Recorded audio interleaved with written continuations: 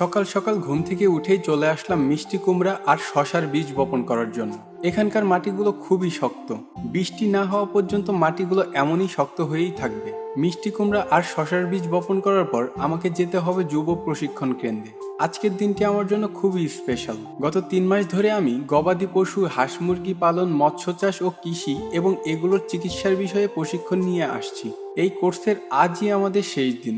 ওখানে যাওয়ার জন্যই আজ এত সকালে উঠে বাড়ির যে কাজগুলো আছে সে কাজগুলো করে এখন মিষ্টি কুমড়া আর শশার বীজ বপন করে সকাল 9টার মধ্যেই আমাকে যুব প্রশিক্ষণ কেন্দ্রে যেতে হবে। মিষ্টি লাউ আর শশার বীজ বপনের জন্য মাটিগুলো একেবারে ঝুরঝুরে করে উপরে যে বড় বড় ঢিলা ছিল সেগুলো সরিয়ে শুধু ঝুরঝুরে মাটি মাদার মধ্যে রেখেছি, যাতে করে এই ঝুরঝুরে মাটির মধ্যে গাছের শিকড়গুলো খুব সহজেই বিস্তার করতে পারে। আমি মূলত সিডল্ট কোম্পানির হাইব্রিড জাতের মিষ্টি কুমড়া এবং হাইব্রিড জাতের শশার বীজ বপন করব। আমি ইউটিউবে দেখলাম একজন কৃষক এই জাতের মিষ্টি কুমড়া মাচায় চাষ করেছে, আর এই জাতের মিষ্টি কুমড়ার ফলনও আলহামদুলিল্লাহ খুবই ভালো। আমি মূলত তাকে দেখেই এই জাতটা নির্বাচন করেছি। যাই হোক, মিষ্টি কুমড়া আর শশার বীজ বপনের পর মাদাগুলোয় ভালো করে পানি দিয়ে দিচ্ছি, যাতে করে মাটিগুলো নরম হয়ে যায় এবং চারাগুলো সহজেই শিকড় বিস্তার করতে পারে।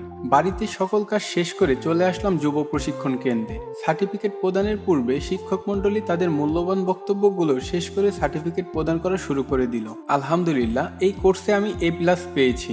এটা আমার কাছে অনেক বড় একটি অর্জন। সার্টিফিকেট গ্রহণ করে শেষবারের মতন প্রিয় শিক্ষকদের কাছ থেকে বিদায় নেওয়ার সময় সকলেই আবেগপ্রবণ হয়ে গেছি। শিক্ষকদের কৃতিত্ব বলে শেষ করার মতো না। বিদায় বেলাটা সবার জন্যই অনেক কষ্টকর ছিল। এই 3 মাসে সবার সাথেই আত্মার সম্পর্ক তৈরি হয়েছে। এ কারণে শেষটা মেনে নিতে সবারই অনেক কষ্ট হচ্ছে। আশা করি আমি সহ সকল শিক্ষার্থী এই শিক্ষাগুলোকে কাজে লাগিয়ে আত্মকর্মসংস্থানের পাশাপাশি দেশের অর্থনীতিতে বিশেষ ভূমিকা রাখবে। সবাই আমার জন্য দোয়া করবেন, আমিও যেন এই শিক্ষাগুলোকে কাজে লাগিয়ে সফলতা অর্জন করতে পারি। সবাই ভালো থাকবেন, সুস্থ থাকবেন। আসসালামু আলাইকুম ওয়া রাহমাতুল্লাহ।